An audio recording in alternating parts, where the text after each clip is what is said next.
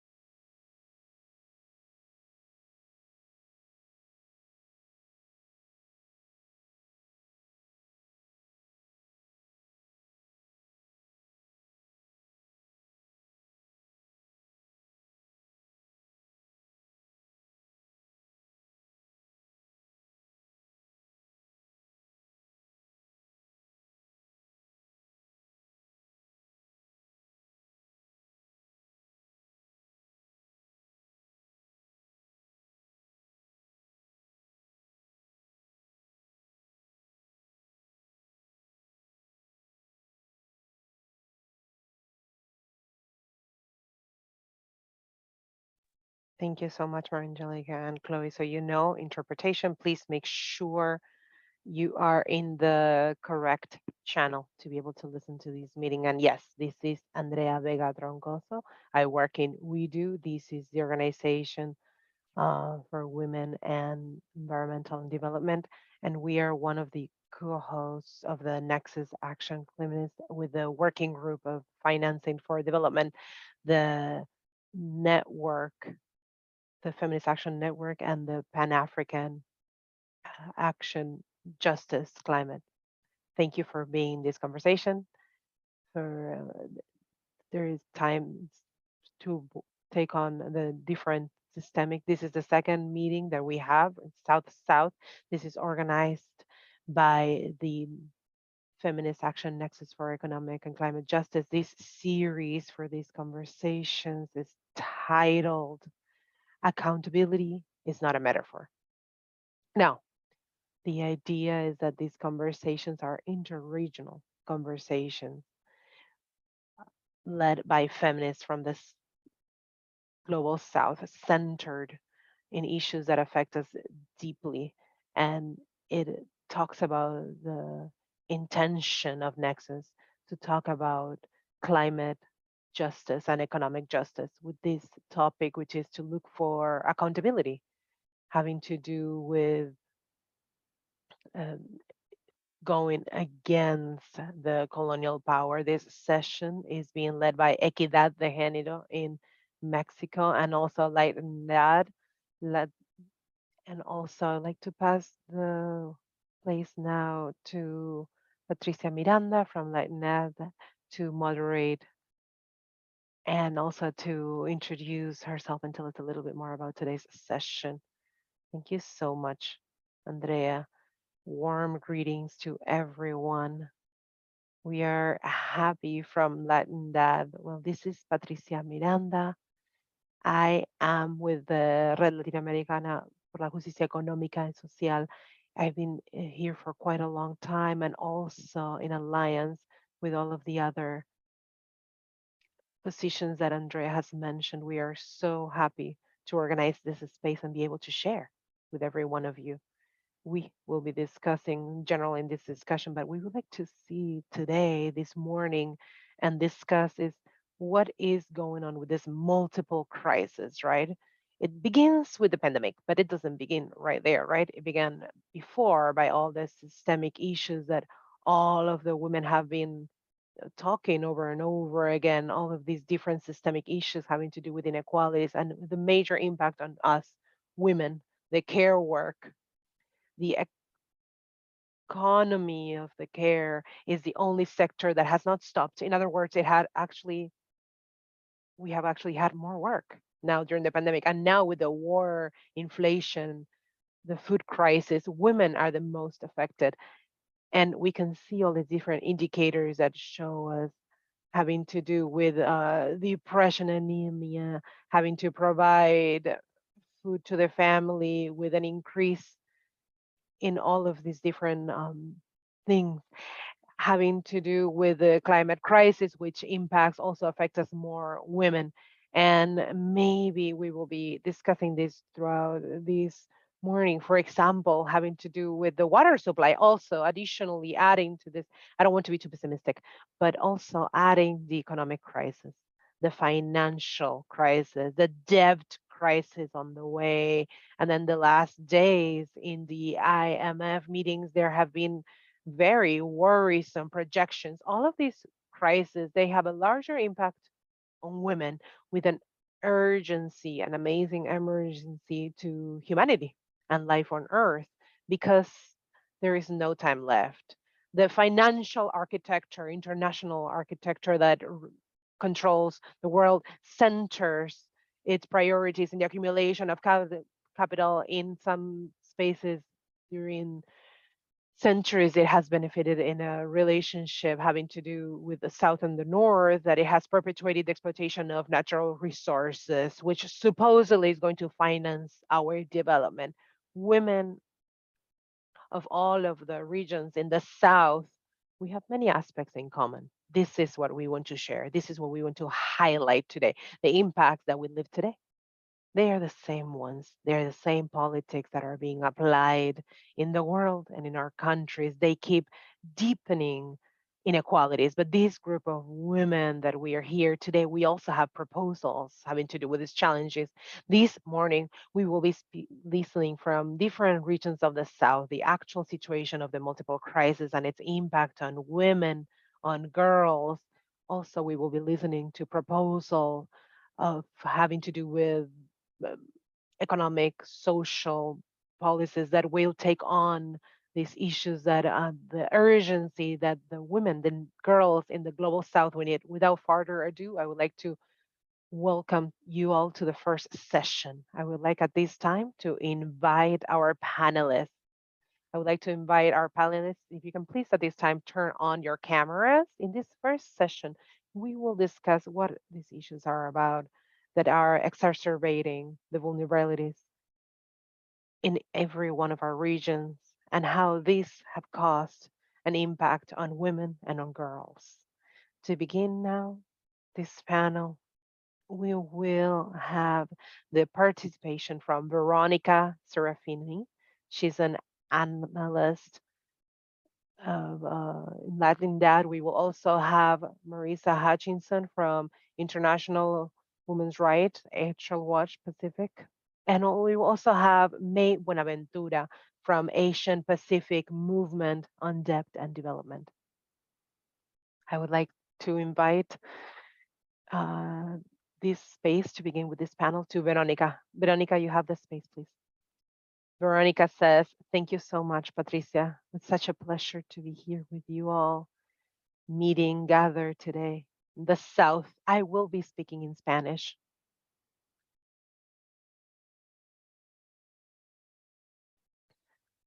Well, I believe that to answer to the question that we are asking, which is what are the issues that exacerbate vulnerabilities in the region and how these affect women, I believe that we need to talk about three different spaces of analysis. One, the economical model. Two, the narrative.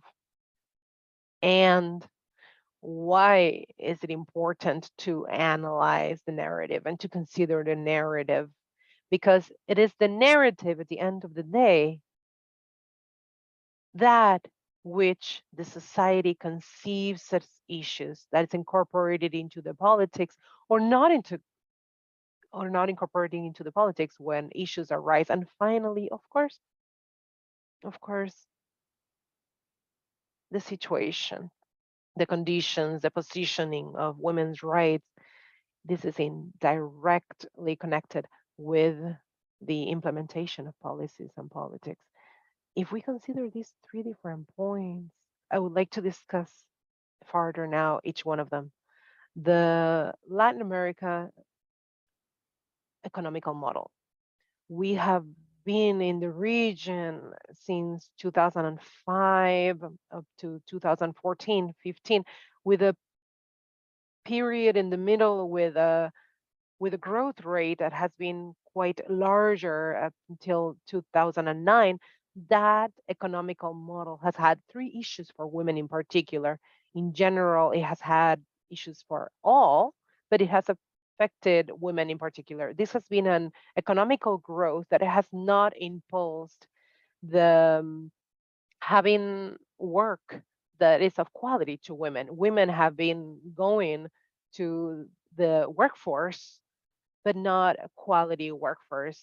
They have not had social support without conditions to be able to carry their work. Now, in order to exacerbate this situation of being vulnerable at their workspace, we are adding the issue that they have not been able to reduce their hours of work that is not paid work. So going into the workforce, what does this mean? So many more hours of work, so many more hours. And in the region, we're implying about 15, 20% having to do with the non-paid work. In other words, not only are women contributing to the workforce, that is not paid, that work, it's about a 20% in the region.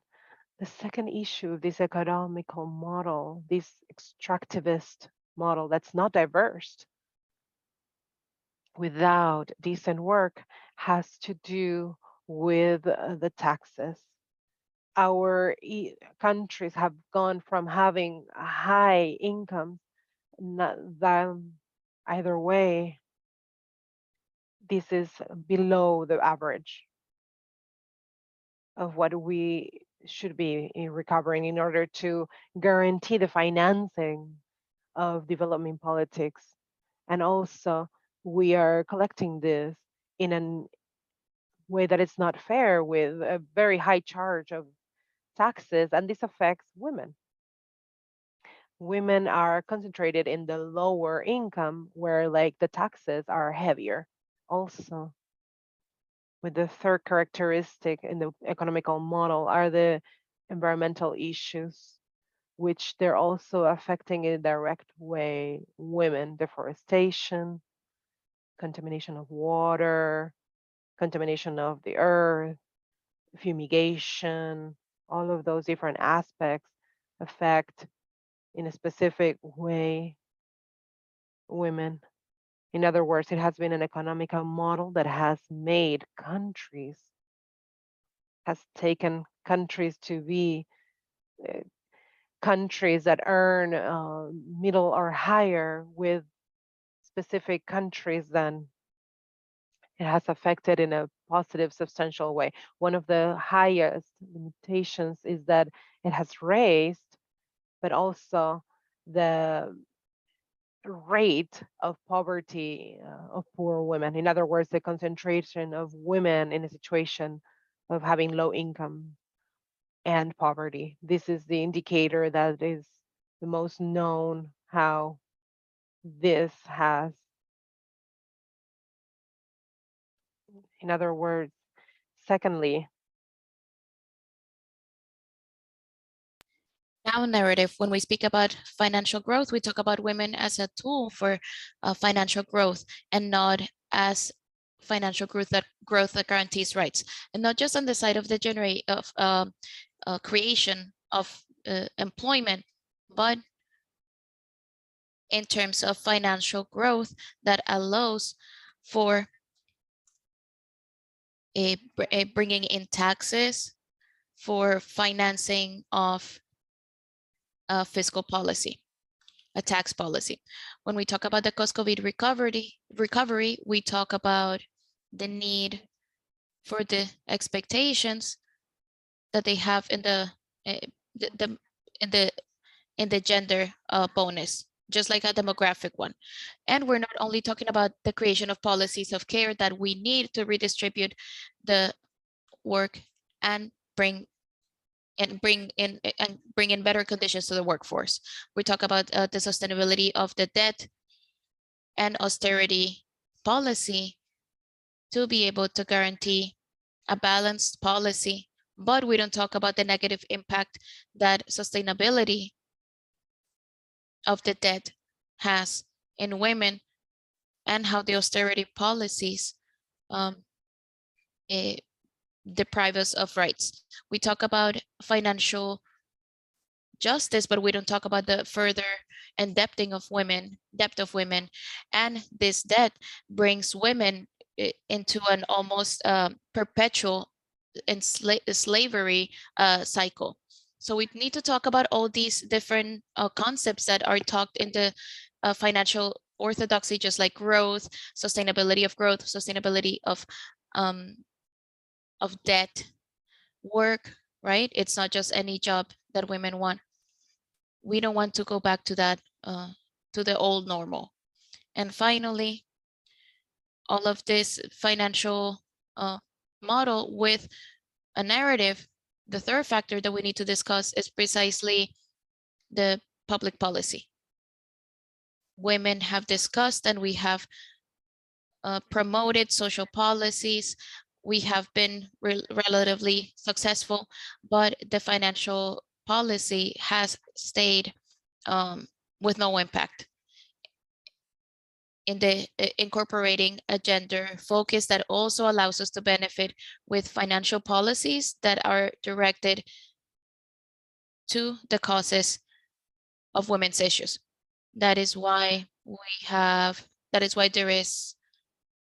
it is necessary to promote the analysis of the budget more, not only from expenses, but also how the tax system, which is part of the system, and the budgets, how we can incorporate the analysis and the changes with a gender focus and from a feminist economy point of view, and also the debt. The debt has continued growing, and on the 80s and the 90s, there was a very negative impact. The sustainability of the debt in Latin American women. Sustainability in the debt was guaranteed, but the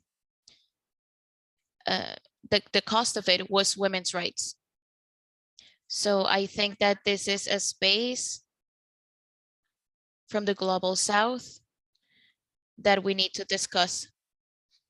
Not only policies, but also how these policies modify our models of growth and how they also how can we modify the narratives that have a very strong impact, because many of those narratives that have a positive connotation have negative impacts in women, and they're not only not allowing us to advance, but in a multiple crisis context, such as the one we're living right now: social reproduction crisis, care crisis, climate crisis, a debt crisis, financial crisis, make it so that finally we go backwards in the advancement, in the few advancements that we've had in the past few years in financial terms. Thank you so much. I'm gonna stay right here. I'm gonna stop here.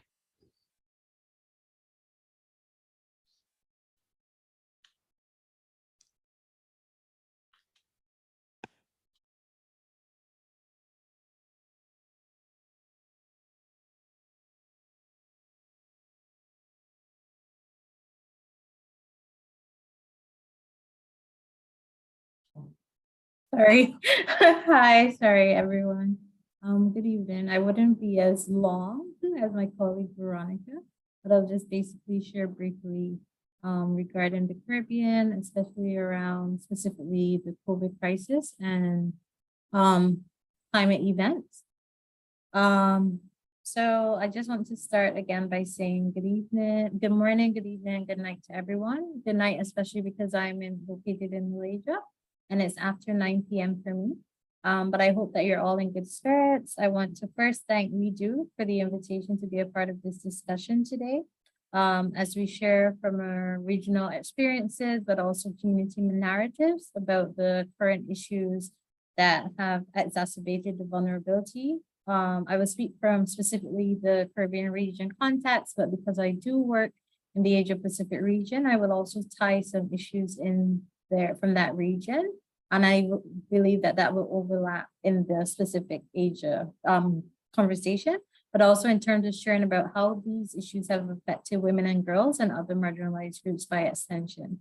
So it's a pleasure to be a part of this discussion. I hope at this time I'm not speaking too quickly, but I'll try to go a bit slower. So apologies to the interpreters. So for the Caribbean, what a lot of the Caribbean has experienced pre-pandemic, but also post-pandemic, and has also experienced for years as part of our colonial past, but also in terms of resource extraction and exploitation in the region, is that we're primarily, as I think most people know, especially small island developing states, the Caribbean is primarily dependent on tourism. And while also too, we're significantly impacted by climate change as small island developing states. So for us, we're very limited in terms of our physical space, which has often left us very limited in our policy autonomy, but also in terms of like our domestic revenue scheme, and Barbados is one of those countries. And in this case, in the Caribbean, it has left us very much reliable on like international loans in terms of the IMF, and it has significantly impacted us in terms of debt crisis, but it also impacts a lot in terms of the funds that go into our policies and very inadequate policies at that, but also to what especially labor looks like. And why I mention labor specifically is because when it comes down to issues around, or when it came down to issues around COVID, but also overlapping with climate change disasters during that period, we see how significantly women especially were impacted, especially say single mothers or women who had their households specifically with very large families in one house, but also those most marginalized. Yeah, and it really showed that how these persons were impacted by these different crises. So from my perspective, some of the main causes and issues include, especially impacting women and girls, but also marginalized communities like say LGBTI people, indigenous people, but also more specifically people living with disabilities, is in terms of so the lack of accountability and support shown by governments in some cases. And for the Caribbean, there are many strides made by governments, which was quite I think encouraging for persons, but in some cases it isn't enough, especially when say the support given is created in a way that it only serves a certain class of persons.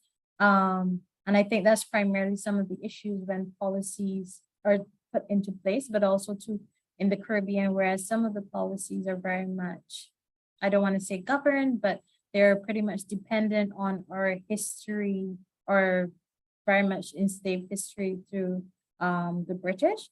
The policies do not apply across the board. They're very limited, exclusive of those most marginalized. And in many cases, say example for COVID and for the climate crises, they're impacted significantly. However, these the support doesn't cover them. And a perfect example of this is during, say, climate issues, like climate disasters, sorry, in the Caribbean. Lots of times those who are, I would say, most impacted by, say, hurricanes, as those are the main disasters that we experience, are likely to be those living in very rural areas, sometimes not earning a lot, etc. And there's a very common thing in the Caribbean where persons kind of overstock during disasters, but that becomes the issue, whereas there's some persons who can't do that, and it boils down to persons not being able to afford that, issues around what minimum wage looks like, and also what resources are available. And the inaccessibility to also resources, not just like specifically we think about recovery and relief when we talk about climate disasters, but the issue around first initial resources in terms of simple things like welfare. Those things in many cases are inaccessible. But also to the issue around things like gender-based violence, where it's about who has access to, but also too in the case where accessibility is hard because in these countries as big as small as they are, many times there's only say one resource place specifically say for gender-based violence, or in some cases there's none. So there's no refuge for women dealing with gender-based violence. And then in addition to that, there are inadequate policies or strategies or interventions in place. So say for the COVID pandemic within the region, a lot of the governments in the Caribbean, they showed flexibility, especially through tax relief, especially for say food items, but all the essential items during the COVID-19 pandemic. But there's still a lack of understanding when it came to say families, especially those headed by women or say like single mothers, etc. There was a lack of accessibility to resources. And if there were resources, they tend to be at the bottom of that feed-in chain. And even though, say, an example would be Barbados, because I'm from Barbados, so that's the easiest example for me to pull on, in terms of there was this program put out by the government where persons would adopt a family campaign. It was found that when families were adopting within that campaign, a lot of them weren't single mother families, but of course there were the general, like there was a mother present, father present, and children. And I think that again, that goes back to our molding of what a family could look like and nuclear families, etc. But also to going back to that structure of the nuclear family, there wasn't the provision given to say like LGBTI families or LGBTIQ persons who live together as a family supporting each other. And then that is complemented to by like unequal distribution of resources for relief and recovery, both from COVID and climate change. Whereas especially people most marginalized, say people living with disabilities, there was the lack of resources for them. Whereas we know this is due to the lack of disaggregated data, but further, like there is no real communication or formal ways of communicating that these persons also require as much resources as others or even more. And I'm really not sure how in many cases like that is done through governments. Like how do you, I don't know, send that message to them? So like in instances for the LGBTI persons in the Caribbean, so an international organization like Outright International would have provided funds to support communities, whether it was specifically with food or with essentials like sanitary products, etc. But where are those provisions for people living with disabilities? So there are barriers when it comes to the way in which these communities are supported within the countries, but also to, I think, within our region specifically, there's not a large connection when it comes to the larger international disability funds, but also to what does policy look like for them. So that is another one of the issues I believe impacts these communities. And finally, in terms of public information circulated during crises, especially to like say rural and indigenous communities, there's a lack of information sharing and a lot of cases. I suppose that there's that invalidation of what is useful for them or what is important to them. So I believe that, sorry, I just want to wrap up because I don't want to take too much time also. I just believe that there is a huge inequality when it comes to the realities of persons living through climate crises, but also COVID-19. And I'm not sure, like in this instance of the Caribbean, how governments, I mean, like we use the UNFCCC space, but often when we talk about small island developing states, I feel like though they're often left out of the conversation, or there's this big push in how they can engage and how they could be supported, etc. But that conversation is still missing, especially on the government's end. So how do we engage more effectively is one of the biggest questions. And if we have political spaces like this, what political will do the persons have to engage with these like leaders, world leaders that in some cases are basically off limits to communities and those who are trying to engage who are significantly impacted by these issues. So I think that is where we start. Like we talk about all the time within our work about enhancing communities and strengthening them, and we do a good job at it as civil society and international organizations. But how do we better equip them in terms of that more formal engagement in terms of government, but in terms of policies, and what new things do we have to think of as we take this journey on? Thanks.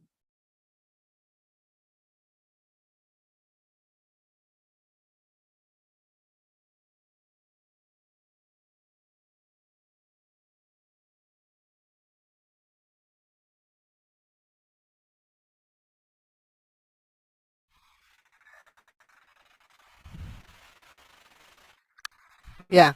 So hello everyone. I hope I'm coming in clear as we're in the middle of a thunderstorm. For my contribution to the discussion, I just wanted to focus on Pakistan and Sri Lanka because they really showcase or typify what's happening in many countries, including the gender dimension. And we can really gain so many insights and a warning also from what's happening to them on what we should do before we even reach that point of acute suffering and misery among the people. So you're not strangers to the news that until now you see these long lines, and many of those long lines you see women lining up for water, for fuel. And so also in Pakistan, you see pictures of women giving birth without any attendant because of the aftermath of the historic flooding. And so the suffering all around us is so, unimaginable that we start thinking, what kind of world is this that we're facing? Yeah? Sorry?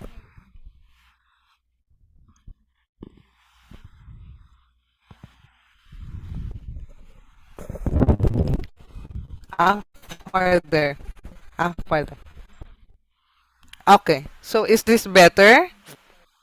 Okay. Okay. Yeah. So we're all very conscious of how painfully conscious of the suffering all around us.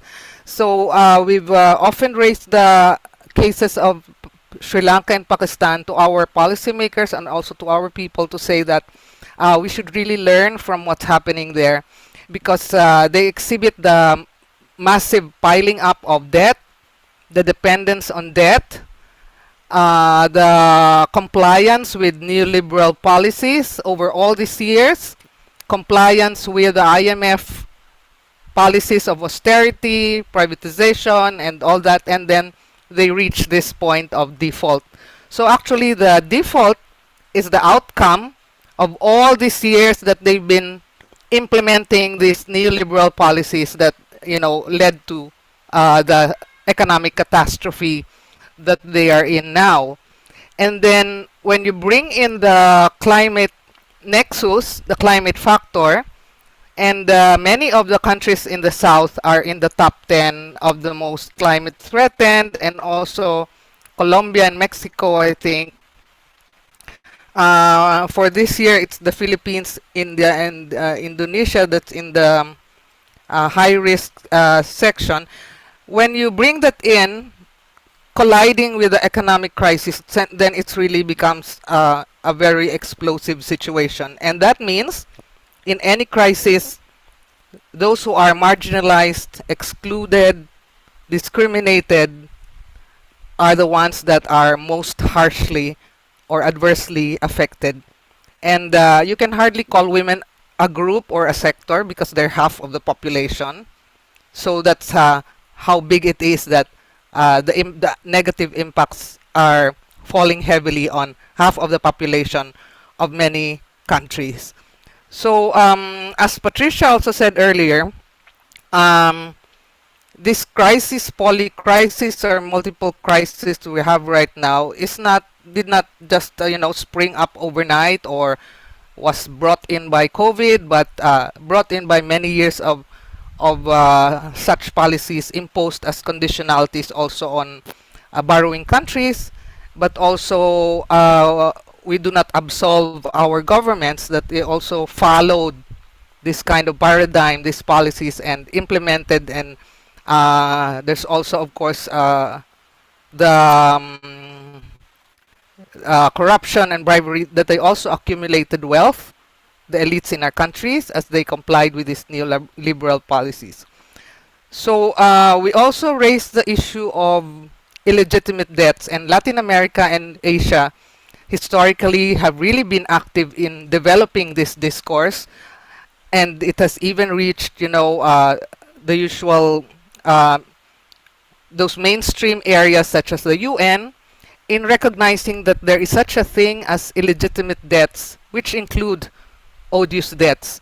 And these are debts that we question because they harmed the environment, they violated rights, displaced communities, and of course also violated the rights of women, which are we know as human rights, no? So we include this in the issues that we're raising with regards to debt. What our colleagues have said earlier, no, the what's happening to women, and we can really see that the economy is still standing in great part because women fill up the gaps. No, so in the Philippines before we had a campaign called the Women's Strike. So it was to encourage people to think or imagine a world where women stopped working for a day. And it was not, they could not imagine it. Because women by default, because of the social expectations, the gender roles and so on, fill up those gaps. And when governments adopt austerity policies and the public health service, for example, are no longer available, women fill up the gaps, or they go the extra mile to find water, to find extra work to add to the family income. And this is invisible. It's not in the national accounts. Although some calculations have been made on the value of women's unpaid work, and it reaches the trillions of dollars, there's really no serious effort to include this in the national accounts. So, for example, in Sri Lanka, 1 in 4 households is headed by women, of which half are widows, and they face persistent difficulties of juggling family responsibilities with paid and informal and precarious work. So in Pakistan, there's also gender discriminations in the culture that make women more vulnerable to crisis. So in terms of climate change, for example, studies have found that amongst the highest fatalities are women. And this goes back to how they were educated. Were they taught survival skills, or what about their attire that prohibits them from, that limits their movement? So these are not, you do not see this unless you dig deep and bring it out, no? Because these are considered peripheral or trivial, or it's not made visible. And I think this is very dangerous and something that we should raise. So right now, turning to Pakistan, when the floods hit, it was already drowning in debt. So now it's drowning in debt, and it was drowning in flood waters. And as you know, after the floods, there's now this huge crisis of public health, because there's a lack of clean, safe water, and their facilities have been destroyed. So again, no, we see women stepping in with extra time spent on unpaid work, The saying that women have more than a 24-hour day is really true, no? And many of us here uh, feel that, and that it seems that they think that our time is infinitely stretchable. No? Women in the farms, for example, wait for water to come at midnight. So they're there midnight waiting for water to come. They fill up their containers, and then what's left of their nighttime rest, because they have to wake up and then prepare for the children's needs and the husband's needs. So I think I will close by saying that all these are are recognized and known, but the way that the knowledge about these things is treated, it does not seem to be given the pride, the same equal stress or importance in policy debates. Um, they think that this is not hard, quote unquote, hard knowledge or hard data. It's considered soft data. So that kind of a rather disparaging view towards women's grounded and lived experiences must be resisted. And that is a important role, I think, for all feminists to attend to. Yeah. So I think I'll stop there.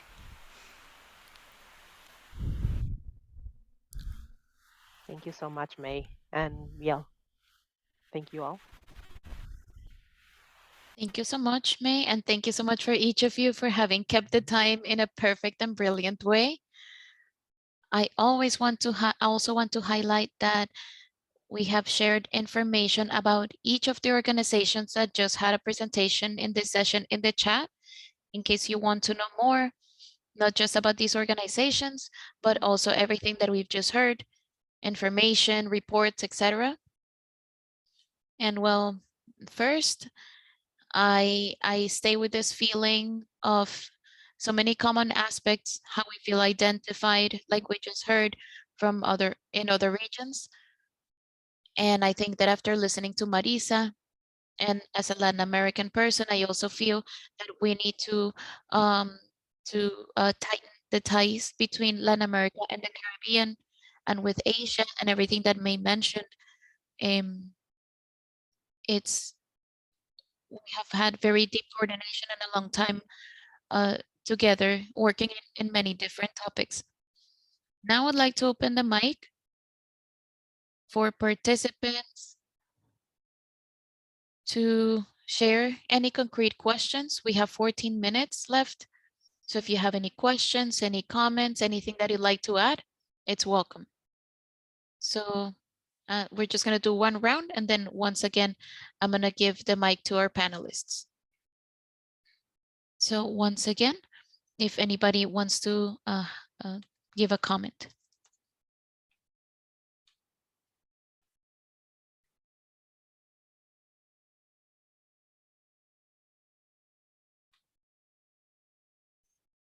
Patricia says, I think there's no questions. I think that everything that we're listening to wakes us, awakens many questions, right? Yes, go ahead, Priyanki Fernando. Hello, thank you very much for those two presentations. And I'm from Sri Lanka, so I was very interested in what May said, and I totally agree to what she said about the fact that the crisis in Sri Lanka and in Pakistan has already been brought on by years of following neoliberal policies and the strictures of the IMF. But in Sri Lanka, the solution being proposed is exactly the same, is more of the same. And I'm just wondering whether May and others have more sort of proposals that we in Sri Lanka could present into the public domain as solutions of moving away from the neoliberal paradigm, because what everybody is saying in Sri Lanka is we have no option. We have to go on the same way.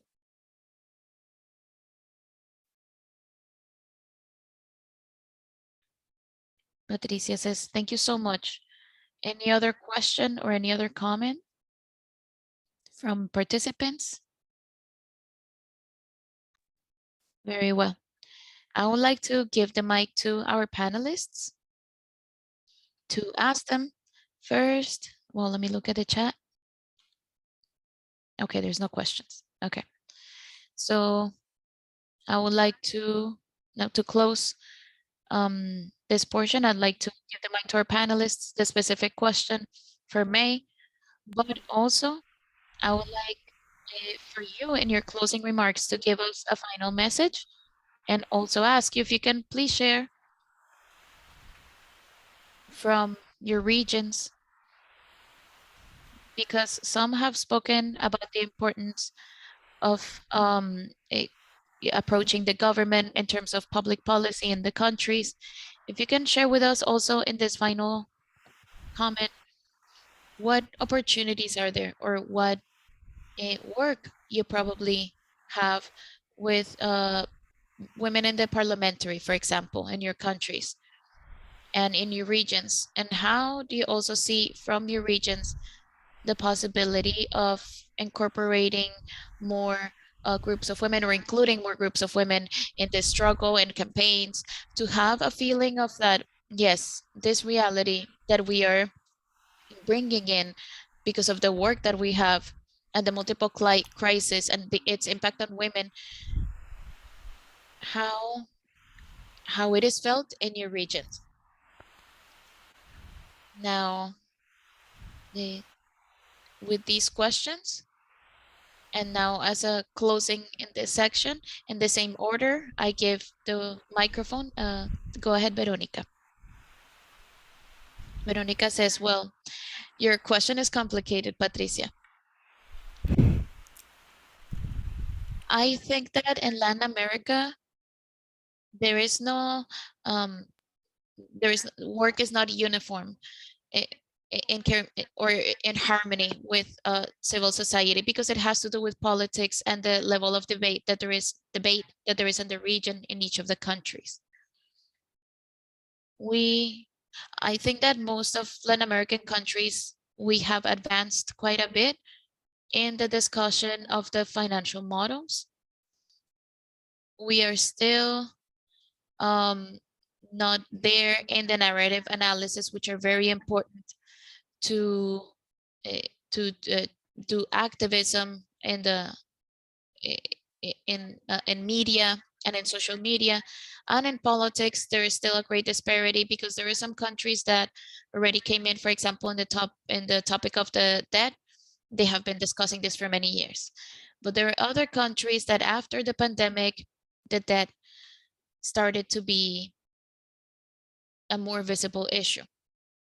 And there's like if we forget the 80s and the 90s, and it is important to recover that debate about the negative impact of public debt in women.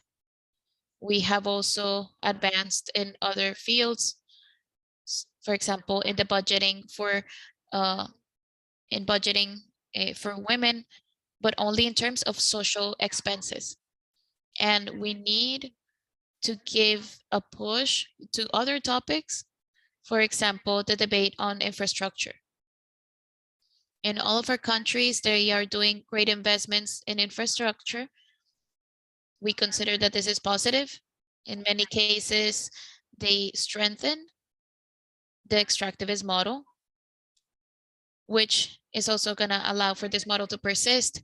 And there's also absences that are very important, because in our countries, we talk about financing for infrastructure, and we talk about roads, bridges, but we don't talk about the care infrastructure that women need, or social infrastructure beyond drinking water and health, which are included.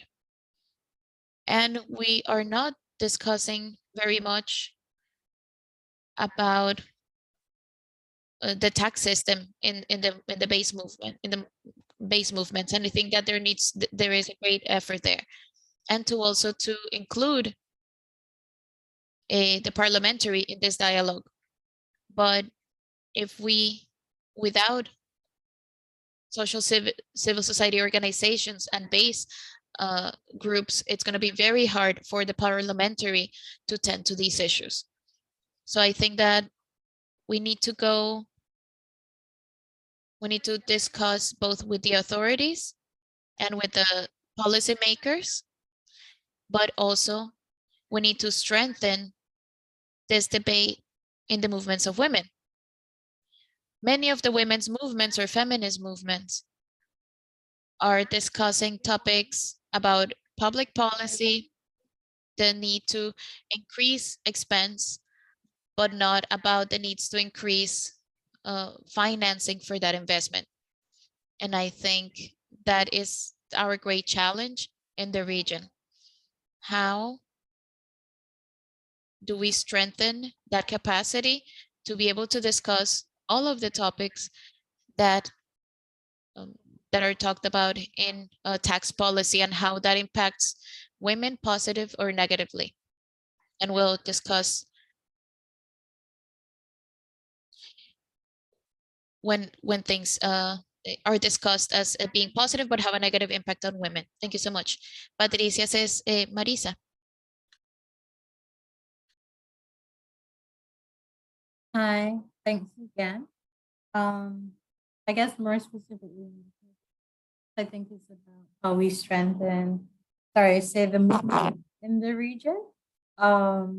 We do have a very strong movement, but again, it goes back to how do we get to, and I think I raised this kind of as a question at the end of my presentation, how do we really get to the ear of the government, so leaders within the government? And it's not just policy sometimes. I think sometimes there's a lack of communication, lack of understanding from the very local grassroots level to the government level. I mean, in many cases, you can have all these discussions, all these different discussions, all of these high level discussions within country, whether it's through UN agencies and governments and some of civil society. I think that there's still something missing. There's a gap. In terms of how it looked for the pandemic, but also how it continues to look in terms of climate crises, I think that there's a need for, in terms of resource mobilization, for governments to mobilize resources for especially women, and other marginalized communities. In terms of recovery, I think that's a big gap. There's like this very unequal recovery in these circumstances, but also to how do we kind of, I don't want to say genderize because it's probably not a word or concept, but how do we influence gender or continue to influence gender within our national machinery? So ensuring that there's a very gender machinery at the national level, but also too that there's this understanding of the gaps that they are in terms of policies and how do we influence them. And the big part of it, again, is like how we engage civil society, women's rights organizations, but also how we more importantly engage those most marginalized within these discussions. We always talk about encouraging their voices within decision-making, but I think that this is constantly said, but we realize too that is it working? Like, is it actually something that's happening? So how do we continue to mobilize? So I heard May made a mention of in terms of protests and what that looks like and how women would be removed in terms of work, etc. And we don't realize how essential women are to work. And as we saw that within the pandemic, especially the health services, but when you see climate crises in the Caribbean, especially, women are a big part of relief, whether they're civil society or they're just women within communities. They contribute significantly to the issues and well, specifically to the relief and recovery of the issues. So how then can we have women engage in a more formal way and be in a more formal position in these like conversations, policy change, etc. But also to how do we show basically governments, or how do we show governments that without women as a part of the equation, and also again, like marginalized communities who are a part of society, how do we show that they're a big part of the solution to some of these issues, whether it's around, say, I don't want to say specifically that, because that is not my area of expertise, but in terms of the crises of COVID, which is still basically blowing over, but also the climate crisis, how do we get them into bigger, to be in a bigger part of the solution-driven process?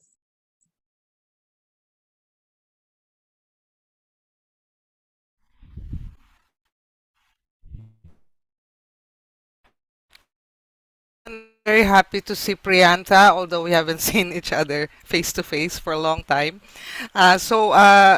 About the situation in Sri Lanka, I think the negotiations are ongoing right now. So it's a very difficult situation because of the unequal positions, no, of on the part of Sri Lanka that's in need of financial resources, and IMF that has that holds this power, no. So our colleagues in Sri Lanka are demanding for transparency in the negotiations. What exactly is on the table? What exactly is the IMF asking about?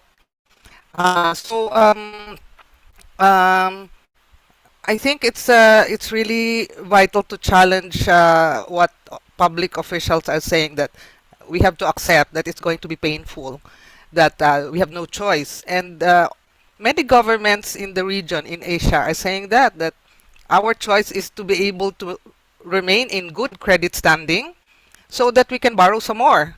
So what kind of twisted thinking is that? I mean, there should be a real challenge to that kind of thinking that that says there is no alternative. This is it, the neoliberal way we run things, and that questioning should be, really be strong and put out the challenge there. No?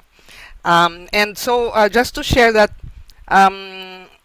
In the Philippines, we're starting a debt audit process, a citizens debt audit process that wants to look at debts that were questionably incurred, questionably spent, and then laying the basis for their cancellation. So Sri Lanka also has debts like this, like the Hambantota port,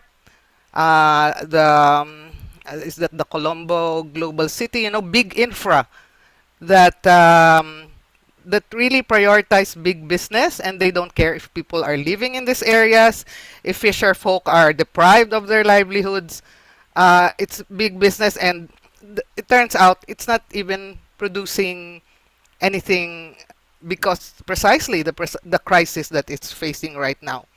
And through the debt audit that we're going to launch, we also want to raise issues of debts that uh, did all these harms, no, in various dimensions, various ways. And I think it's important we don't forget the instruments that we fought for as women. So the Women's Convention, for example, is very dear to me. I think it's really a comprehensive framework, and we used that before to assess public policy, specifically water privatization. Water, women use up to 80% of their activities, they need water. From caring for the children to cleaning the house to, so if you take away access to that, that makes life more difficult as for women. So also the Beijing Platform of Action, we fought for that too. So even though conditions have changed since the time that these instruments were adopted or passed, the core of those instruments, I think, remain very relevant and can be useful in involving more women. No, the difficulty also we have with the, it's not really difficulty but more of a challenge, that how do we break this down for community women? I mean, you cannot just ramble of numbers, dollars, ratios. And this is, I think, where the strength really lies, in being able to mobilize and help women understand that they must be front and center of this struggle, because we cannot fall into the trap that we instrumentalize women, showing government that, if you involve women, growth will rise, or women are important to building the economy, so you must allow them to enjoy their rights. So women, these are rights inherent in everybody, women and men. So there shouldn't be a rationalization why women should be, why these rights, these same human rights, should be enjoyed by women equally as everybody else. So let's also think about that. I hope that the way we encourage or bring in or help women be conscientized and organized, does not instrumentalize them. Thank you. Thank you so much, May. Thank you so much, Veronica, Marisa, for your closing words, your messages. This session has given us all of the different elements. It has also moves us. It's also moving us. It has moved us. So there's many questions in the chat. What do we do? What are the proposals? So thank you so much to this amazing panel. And I would like to pass it on to my colleague Andrea at this time. We will talk about now, what do we do? What proposals are we proposing women in front of this situation? Thank you so much. Andrea says, thank you so much, Patricia. How you have shared it has been excellent as first round to contextualize so much that we have all these questions now. So what now? Now I would like to introduce to you this second part of this session. This round will be concentrating how we shared in the feminist proposals to confront the multiple crises. I will read the question in English, how it's written. So the question is the following.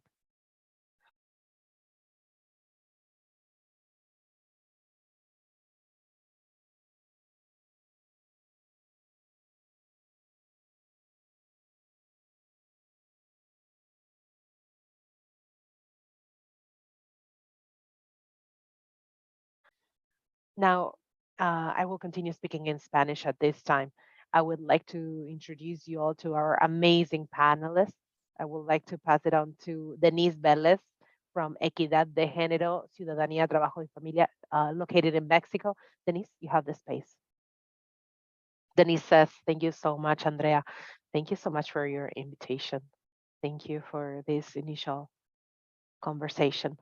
I think that there are many talking points that we can recover. You can continue talking from what has already been discussed. I would like to situate my answer having to do with this question.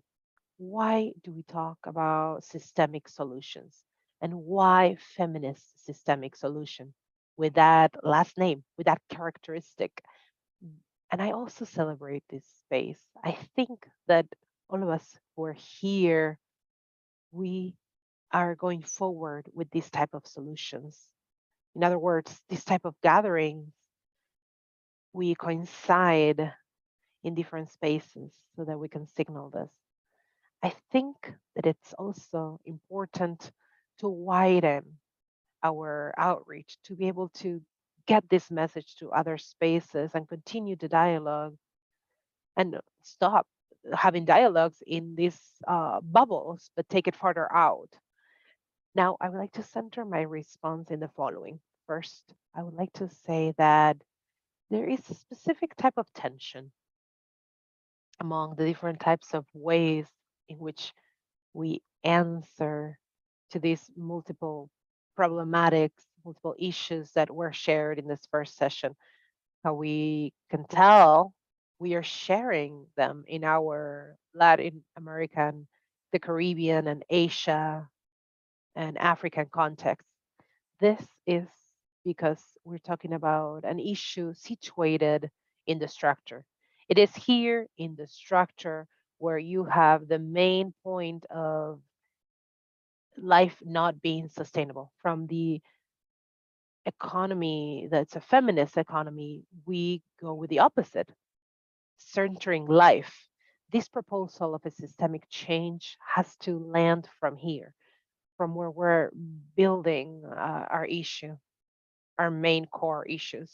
While there are many solutions, many proposals to get out of these multiple crises from multiple places, and it might actually be against logic, I think that at the end of the day, we might still be talking about the same issue, and it results in a temporary fix, and it's not landing in a complete change. In other words, this is useful to resolve these issues at the moment or in an emergency case, but we're not looking at a long term solution. This is a specific type of tension that's being built between thinking of two different logics.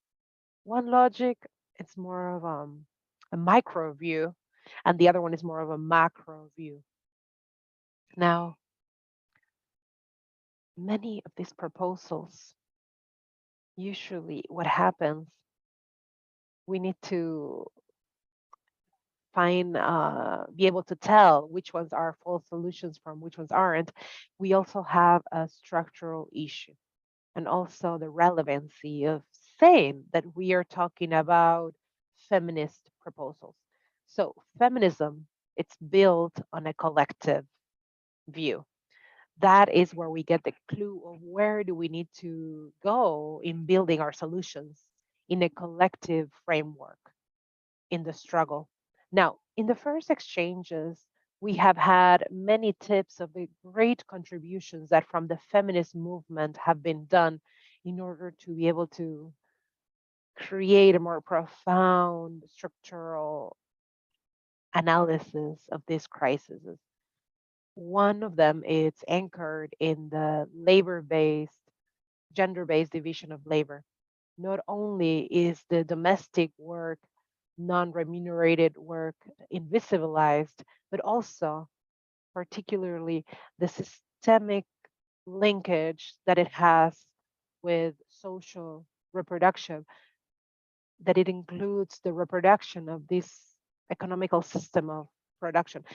I believe that that is a key point in order for us to understand the differences between care as an activity, as work, as process, and also care as a result, as a key systematic issue that has maintained um, social production.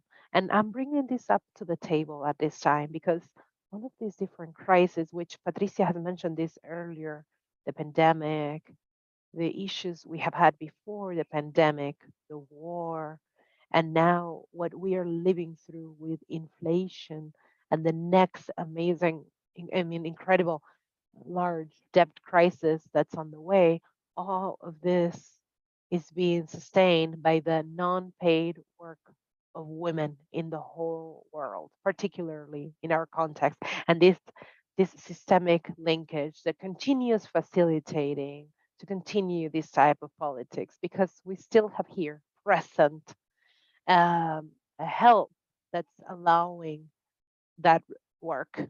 I think that that's one of the key points as well that we can analyze of how this distinguishes us as feminists in the proposals, in the solutions. Now, I would like to also at this time share an example.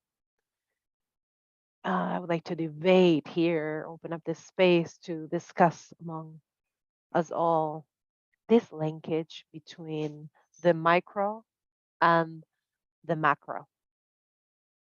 And in our spaces, well, we can advance how Veronica shared the analysis of the model, the systemic linkage, and the narrative. Veronica was talking about this earlier, and in having to do with this type of public policies, it is necessary that we bring forward this discussion to a global framework.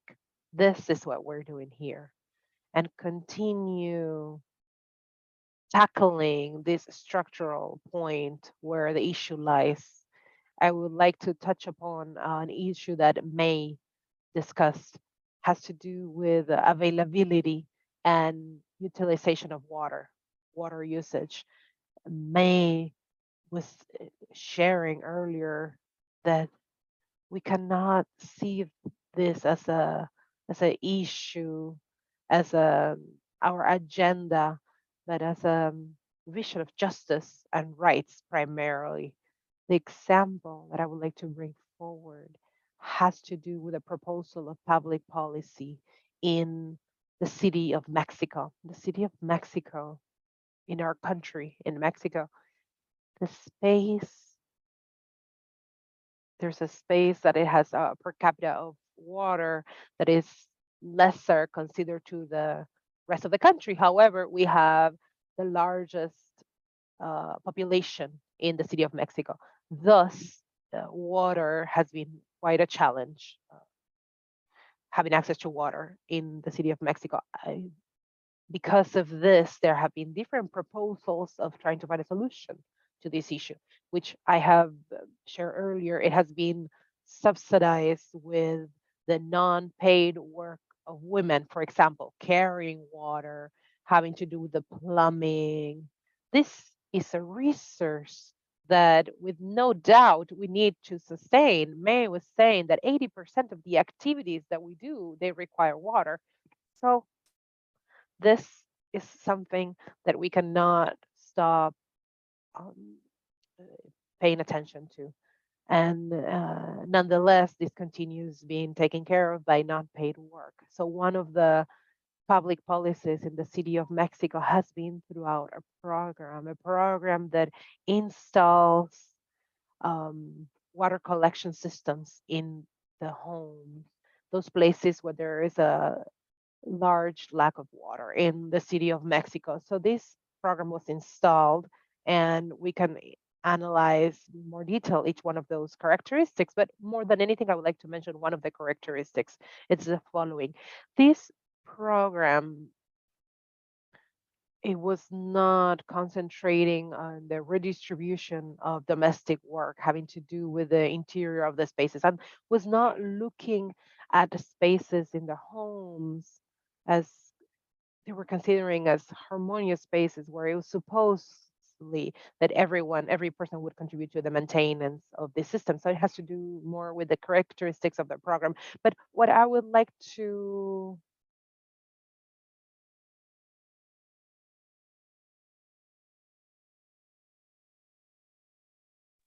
What I want to highlight is that recently a study came out where it was mentioned that certain investigations pointed out to the fact that rainwater around the whole world, there are synthetic organisms, PFAs, forever organisms, which were created less than 100 years ago in a laboratory in the global north, and that we find everywhere around the whole world. And these chemicals are present everywhere, and we're part of this experiment that was also motivated by the search for higher financial gains in different fields, such as fertilizing and different products for domestic work, which is vulnerable work. So we found these organisms everywhere, including all the people around the world. We have these kinds of these forever chemicals inside our bodies. And as you know, one of the safe planetary frontiers is chemical contaminations and synthetic organisms, which is a frontier that has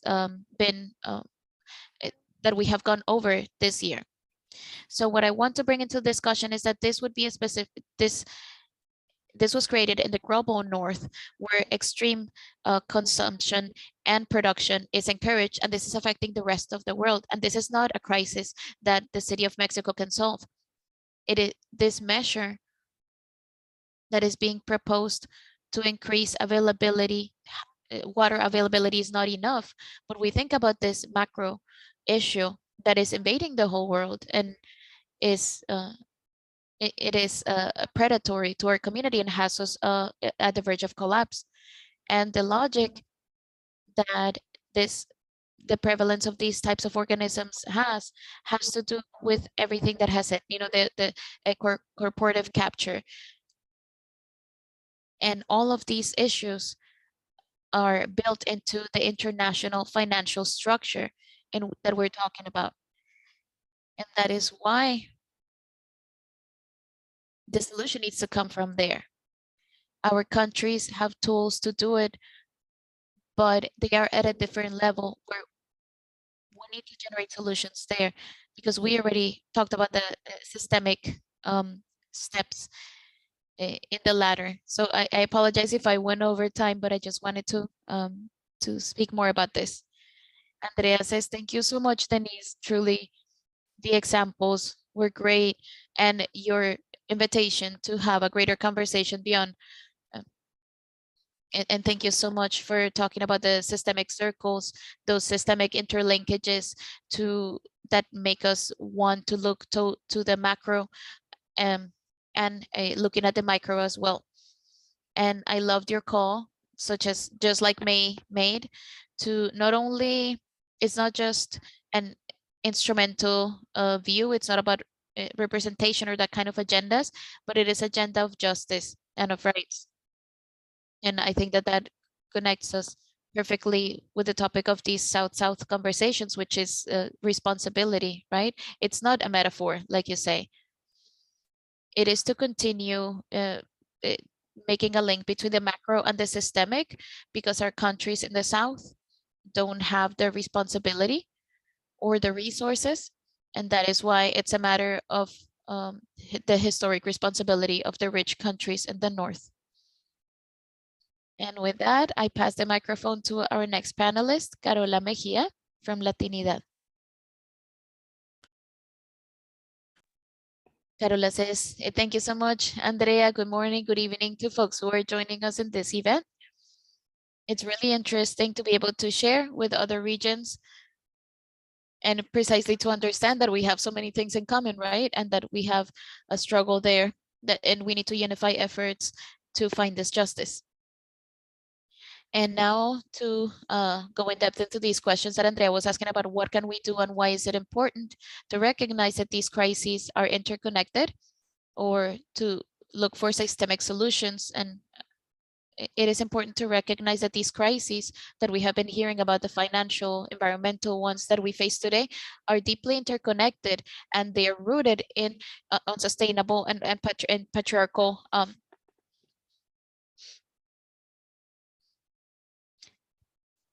Disculpa, es la intérprete. Disculpas, ¿puedes hablar un poco más despacio? Mil gracias. These are rooted in patriarchy and capitalism and extractivism, recognizing that these crises are interconnected, and all of them are rooted in unsustainable models such as capitalism, which are patriarchal, which is also fed by a high level of consumerism and extractivism from the colonial times, and that continue on today. And also looking at that financial growth, in the search for financial growth that they have sold us as an idea, they are destroying the planet. They have increased the inequality in the world, something that we also see that has exacerbated because of the pandemic and unequal recovery within countries. The international financial system and the financial architecture, just like Denise was saying, is extremely unjust. It is deepening the issues that we are facing, taking into consideration that it wants to perpetuate this dependence to the rich, dependence on the rich countries, because of, for example, looking at green bonuses that are being promoted, or loans, or also promoting the participation of the private sector as a great solution for our countries.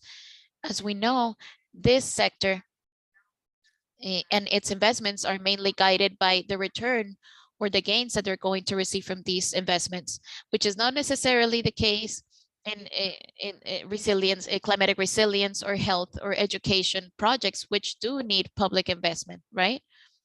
Because public health is indispensable. This is also evident in financial climatic financing, which I have worked on in Latinidad.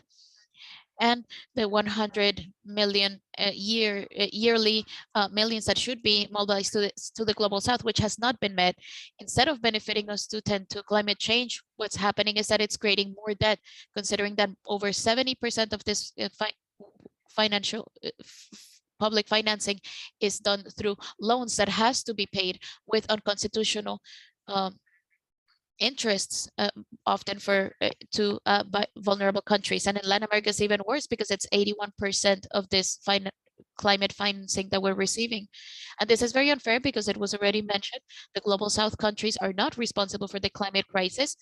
We are getting the worst of the impacts and also paying this debt, climate debt from the north.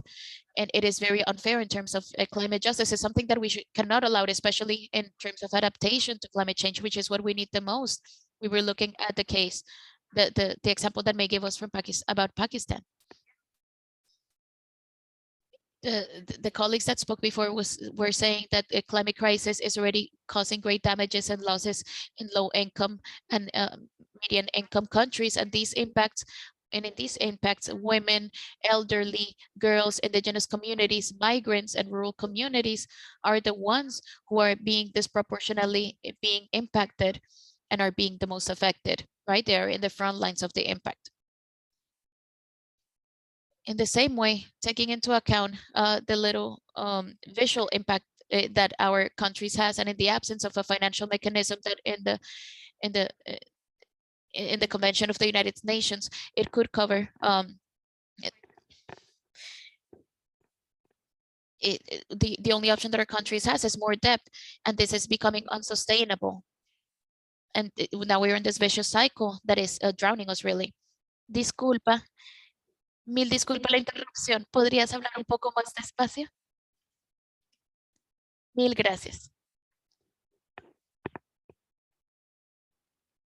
The debt has increased a lot in the past 2 years and has become a terrible issue that is not allowing for the global south to progress because of austerity, poverty, and the pressure to invest in extractivist sectors to pay this debt. Many of our countries are already giving more resources to paying for the debt instead of for education, so in climate action. And this is directly affecting women and other groups that are suffering because of this discrimination, and one way or another are being ignored by the government. Recently, I was hearing some countries in the global north and multilateral institutions in the IMF saying that the donations, the funds are not on the table. And we perfectly know that it's not because there is no public money. There's money in the north, and right now we are seeing it in military sectors.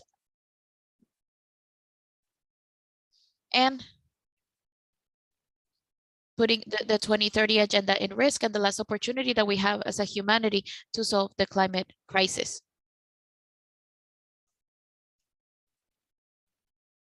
We are very worried about how the war has to do with these differences and where the sources are going in a very critical moment where it might be our last moment where we can act so that we can take on this multidimensional crisis that we're facing. We can take on a quick change in front of all these different models. We're talking about structural change, real solutions being implemented primarily by the countries of the global north, which are the ones that are responsible of all these crises that we are facing. We are tired of listening about false solutions that are being proposed, and also multilateral solutions such as the carbon market, different technologies to remove carbon from the atmosphere, or like the framework, which it has shown that it is not sufficient. From the civil society, thus, we are demanding that in order to tackle the issues of debt, that we consider these different proposals. Debt cancellation or debt payments for those countries that need it the most, and having to do also with public and private creditors, also to consider for those countries that are being affected a moratorium, and those countries that owe all of these things, to include damages. Also, how Veronica was sharing earlier, to consider having to do with crises such as the IMF. Also, to have, I mean, something having to do with the debt with the IMF. We know that the IMF responds to the global north countries that participate more as far as their actions. Maybe in the United States nations, there could be a more democratic space that it involves all the creditors, also having to do with crisis financing, leaving behind these neo-colonial mechanisms such as the green debt, to create loans that do not generate debt, and also having to do with loss and damages, to have it approved, a mechanism that has been asked for such a long time, so that countries can get access to resources that are not bound to loans, um, and thus these loans affect their economies, these countries, and also having to do with exchange with a different criteria for distribution, differently having to do with those that were done in the first emission, so that they can consider an index of vulnerability that's multilateral, not just of those countries in the IMF, having those to not create a debt. And those would be so important, so that our countries can abide by the objectives of Agenda 2030, and also having to do with climate adaptation, mitigation, and also switching to these models of low in carbon. Also having to do with fiduciary policies, having to recover all of those different influx that were being lost, have those be eliminated in those financial centers, whether we're talking about so that we can strengthen different measures to be able to achieve more financial literacy in order to, and also climate change, also to be able to implement different politics that are progressive with a focus on gender and environment, that different excess and gains in different sectors, and have these be primarily the sectors that contribute to continuation of climate crisis, to be able to achieve resources having to do with climate action and other public services. We're also demanding, how Veronica was sharing, that in social policies that we guarantee just labor, social security in front of the climate crisis.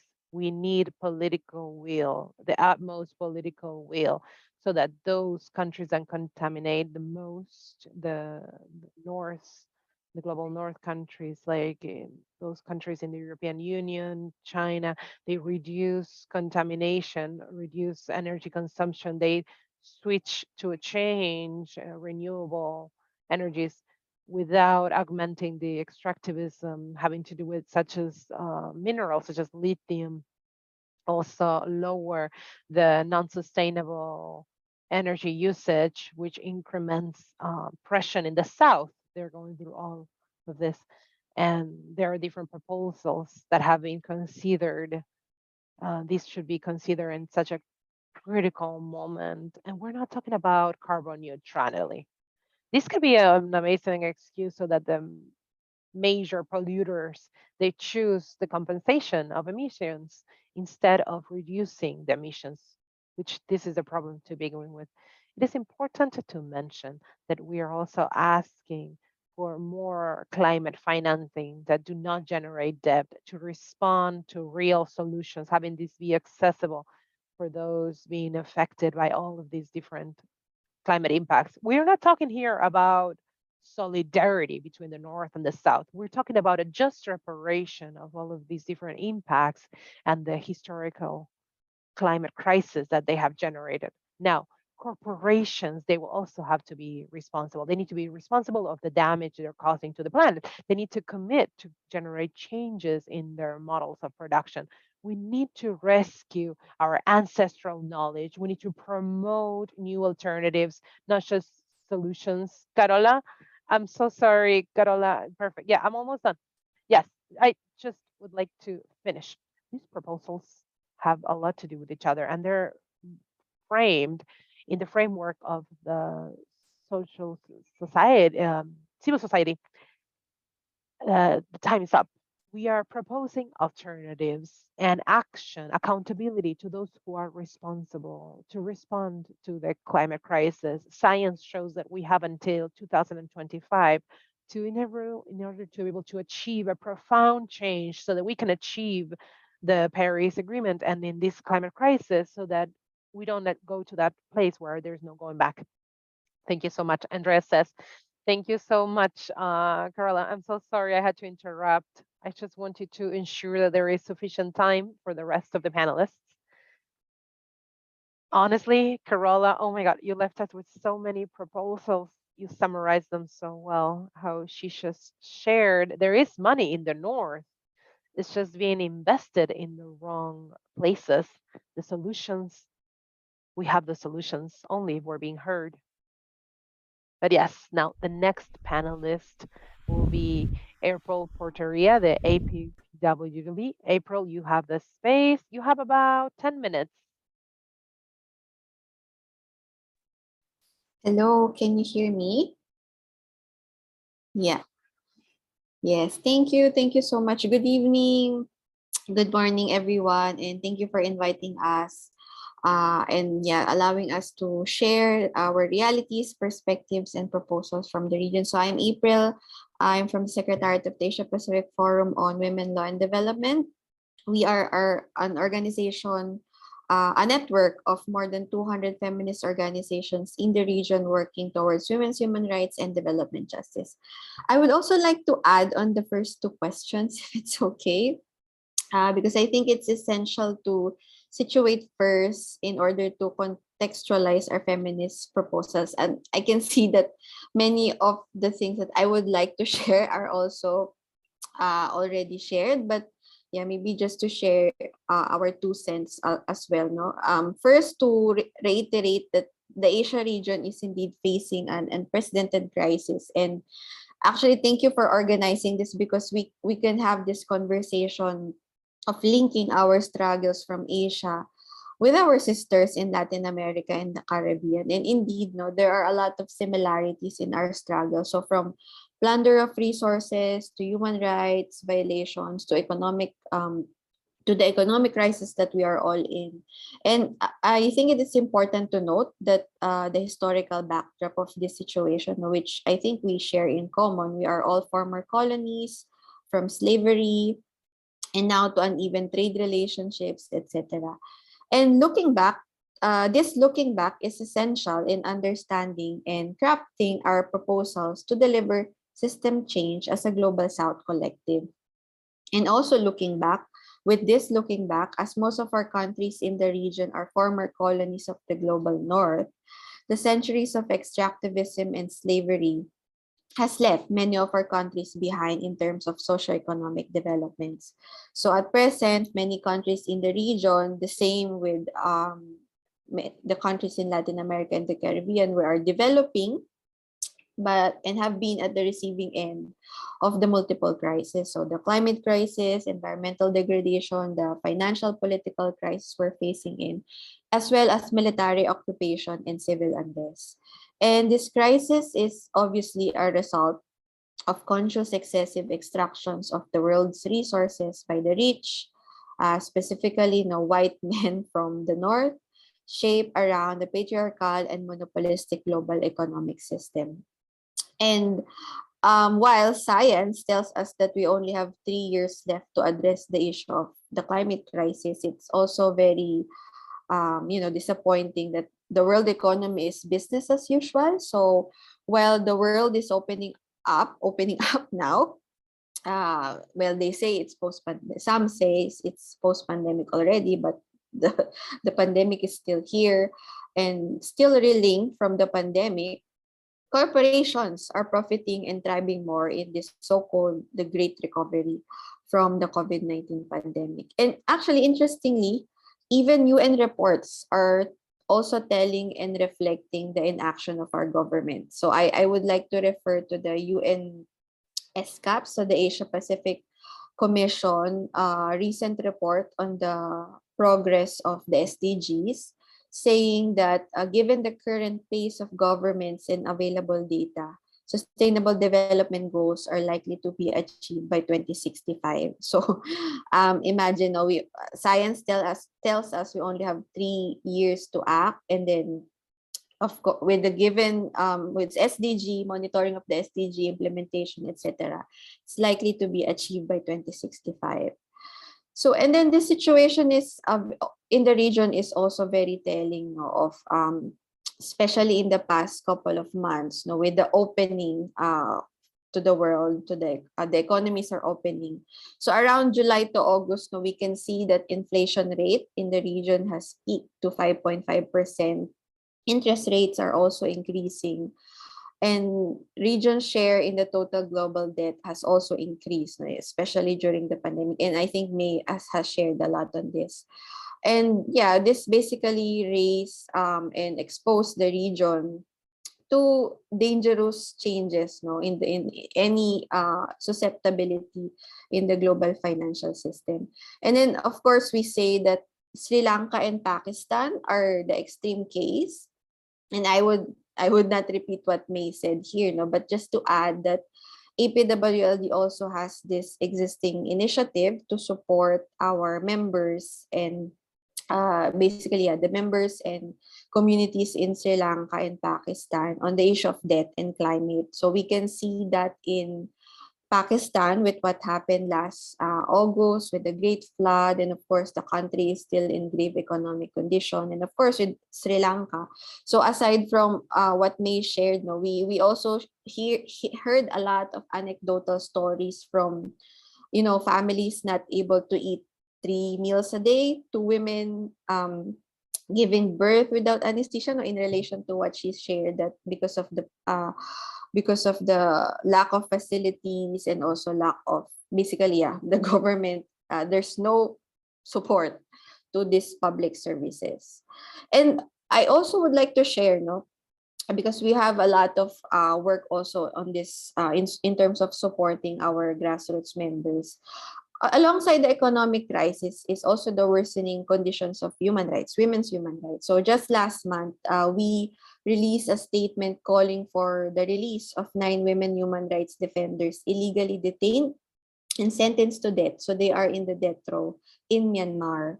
So we maybe some of you heard of the news that the country in the past 2 years, more than 2 years now, is facing a military coup, and thousands have been arrested and killed.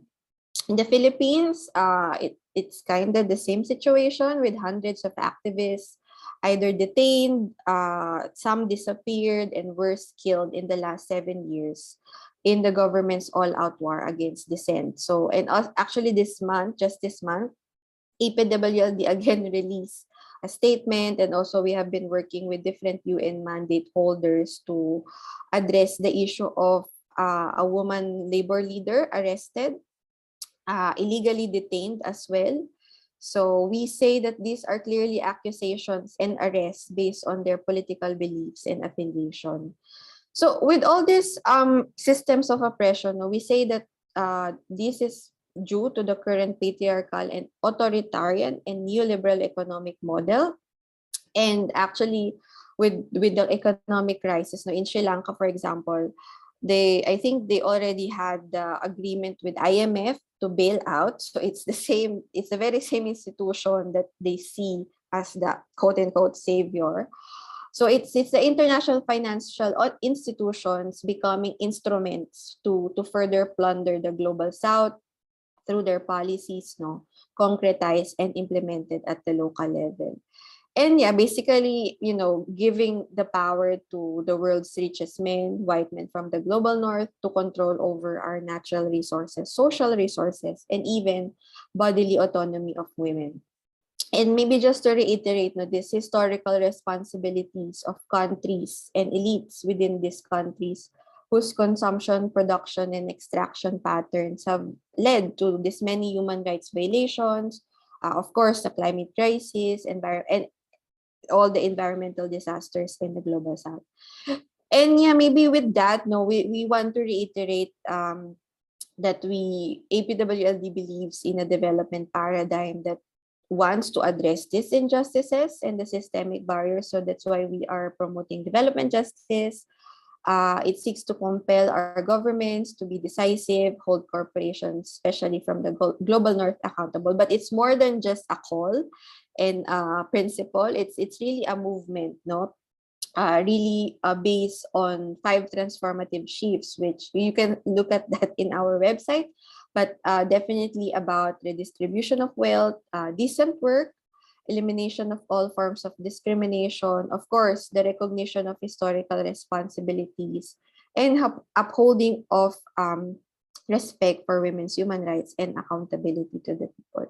So in the current situation, also in the region, we are in solidarity to the call for debt cancellation.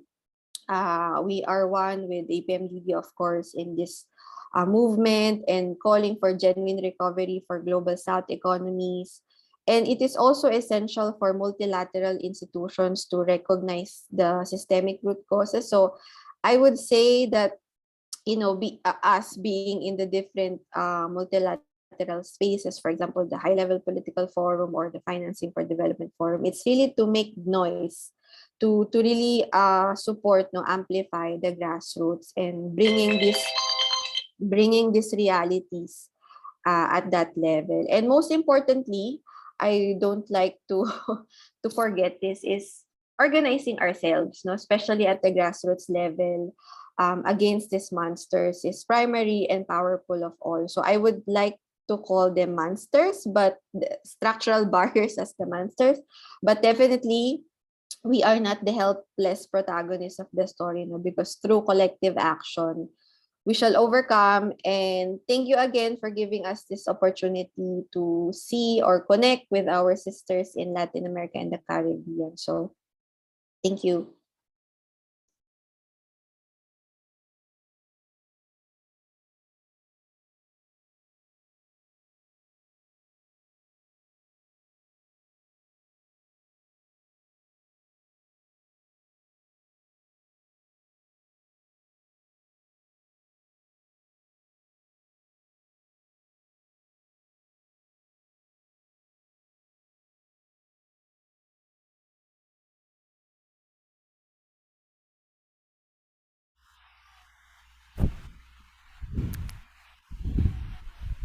Oh, thank you, Andrea. Yeah, so I guess we're all familiar with the big strategic asks that we're pushing, many of us here in the webinar. So immediate and debt cancellation has already been mentioned as a concrete step of freeing up public funds for urgent people's needs, and that of course includes not rolling back the gains that have been achieved in terms of gender justice, because those are some of the first that are slashed. And we're also calling for a transparent, democratic, and inclusive international debt workout mechanism so that issues of debt restructuring and including cancellation are not discussed in tables where we do not have a seat, or we do not have a voice or a say. So these are the narrow corridors of those who have assigned themselves as the global rule makers. And of course, we're seeking strategically or working for profound changes in the global and national economic and financial systems that will allow us to build societies, new systems that are equitable, gender just, truly inclusive, and ecologically sustainable. So these are, as I said, big goals, and we're very much aware that they will not come to us gift wrapped, or they will not just fall on our laps, no? So let me just focus on things that we're already actually doing, but perhaps as the challenges grow bigger, we need to do with much more vigor and boldness and on larger scales because the stakes are so high in our present and our future. No? So one of that, as already mentioned before by Carola, the four solutions that we must expose. So these are solutions that are put forth by the world's richest countries, the international financial institutions, and really showing that debunking the solutions, and at the same time building and strengthening our own discourses of resistance. So some of that we have captured in memes that I know our networks in Latin America will also appreciate because this was developed together, such as who owes whom, no? Raising that question. Are we not the creditors? And we don't owe, we don't pay. So these are some of the, they're very short, but they carry with them a whole new way of thinking about economic and financial justice. No? And then also, I'm so happy that April mentioned organizing, and I think that's really fundamental, no? The work of activists and feminists of conscientizing, organizing, and mobilizing, because there has to be pressure by civil society, as we know how often how captured by elite interests the spaces where laws and policies are made. And finally, last, but of course, there's many more that we're doing. Last would be continuing with our movement building, really finding those synergies that create, make for wider reach and greater impact. And we see this as the climate, as debt justice movements, find space in climate justice movements. We also have called for example, the calls that no climate justice without gender justice. So these are just some of some examples of how we can nurture those efforts at finding synergies and expanding our movement building efforts. So so many have already been mentioned by colleagues, and I will stop there. Thank you very much.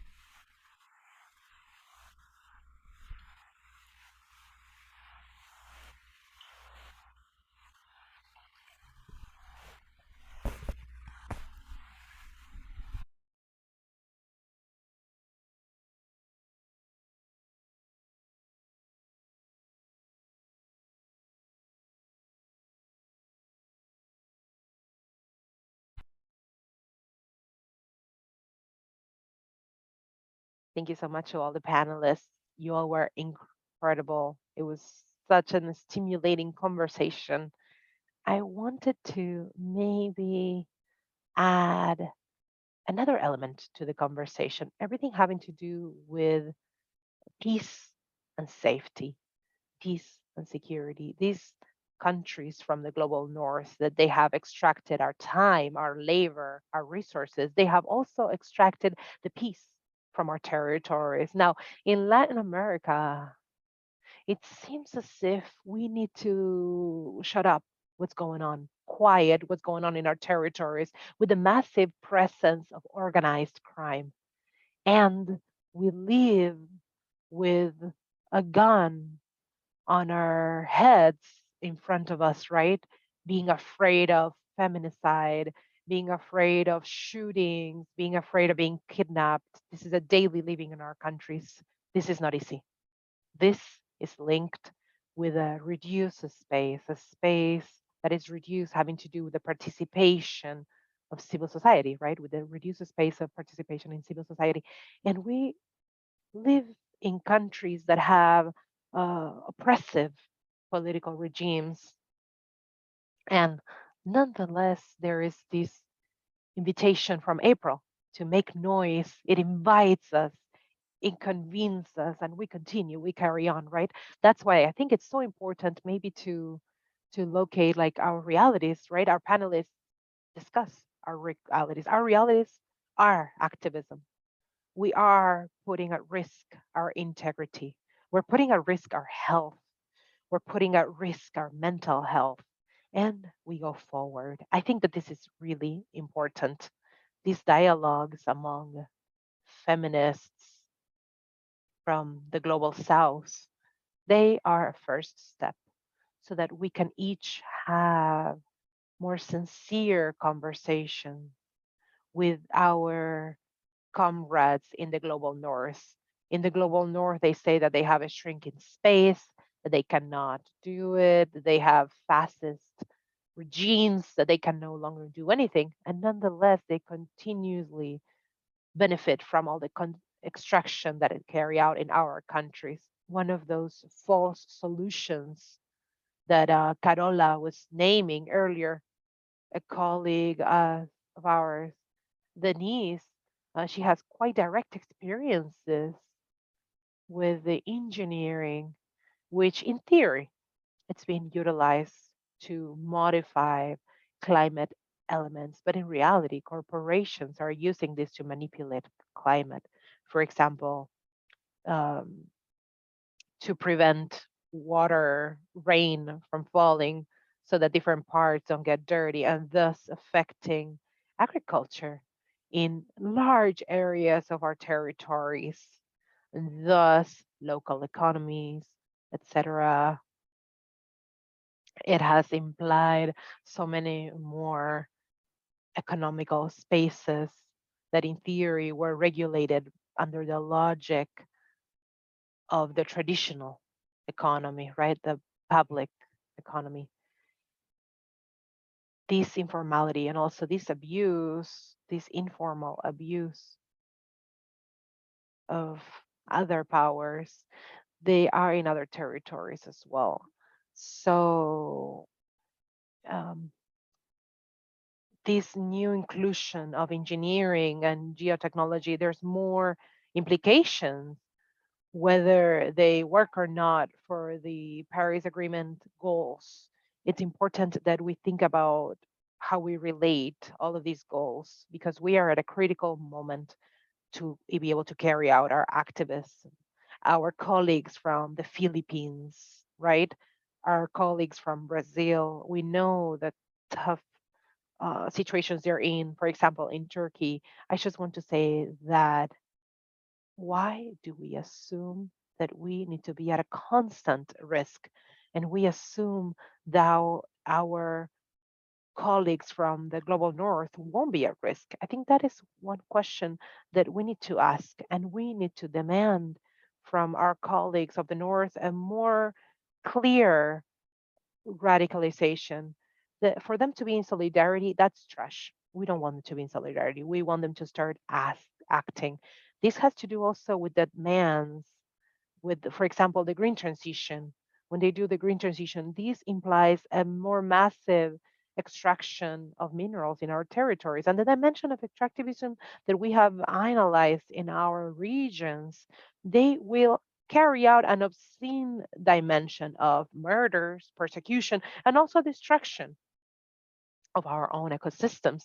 Because now we will require 9 more months in order to regenerate that manufacture action for clean energy that is not displacing fossil energy. So we're talking about a change that's quite large. We do not want inclusion. We are not in feminists of inclusion.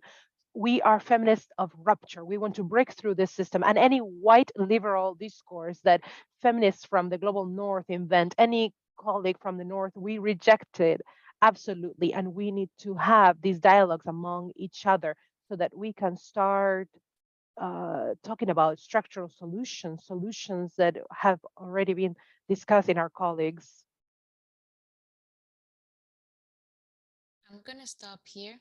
This conversation has been a great invitation, just like our colleagues in Asia and the Pacific have mentioned. We are also going to have a dialogue with our African colleagues, and it's a very important dialogue because our activism is not detached from our daily life. So it's very important that these examples that are given to us by the about the Caribbean, Sri Lanka, all of the examples that we've had, because we've heard from colleagues in Bolivia, etc. It's very important for us to remember that we are talking about life itself, not an anthropocentric dimension, but an ever embracing dimension. And that's why in the global north, we need to stand up to our colleagues that say that are in solidarity with us, but they are indeed extracting our knowledge and are benefiting from our knowledge, like in a poverty board, looking at us without acting, just watching us without acting. And we cannot allow this any longer. So I'm going to stop here and I'm going to give the mic to Andrea to tell us about the next steps that we have within the Nexus project. Thank you so much. Andrea says, Emilia, thank you so much. I think that you have already left the next steps very clearly laid out. I want to highlight what you said about the feminism of culture. And also what you were saying about the violence that's seen in our countries. I was also thinking that it is a good moment to recognize that not all of us are here, present here. There are defenders that we have lost, and many people who don't even have the time to be part of these conversations. And yeah, that is also part of the intention of gathering in this space. And I think that what you said and what you left us with as movement, that message also to organizations and activists from the North is super important for this series, which is South-South, but like we had said, it needs to go beyond. And it is also about the macro, about the systemic, about accountability. Just like the topic is saying, you know, responsibility. This topic of responsibility is not not about inclusion, it's about rupture. And I think this way we're closing in a very good way, but also to remind you, we're going to have a next session in this series of conversations, South to South conversations, led by Feminists, which is a Pan-African feminist organization. They will be focusing on a just transition. For more information, you can check the link on the screen if you want to join our listserv, where we're going to share more information. Also, there was a conversation led by your colleagues in the Pacific, including the organization Divana for Equality. There will be. So we also invite you, oh, excuse me, there was. So we invite you to watch that recording on YouTube. And yeah, now to close, we want to ask you, in what other way do we want to bring forth elements of this conversation together? And you can leave your thoughts in the chat as we close, because truly the intention for this initiative, for the feminist nexus for climate change, is to continue these conversations as a movement, to continue this nexus. And the topic of responsibility, to create some type of mechanism as movements for accountability, is something that is also that we're also very interested in doing. So if you have an idea, you can always write an email to us,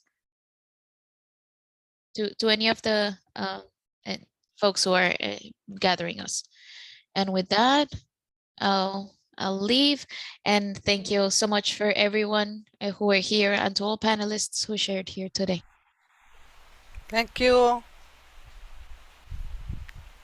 Thank you, everyone. Good night. Bye.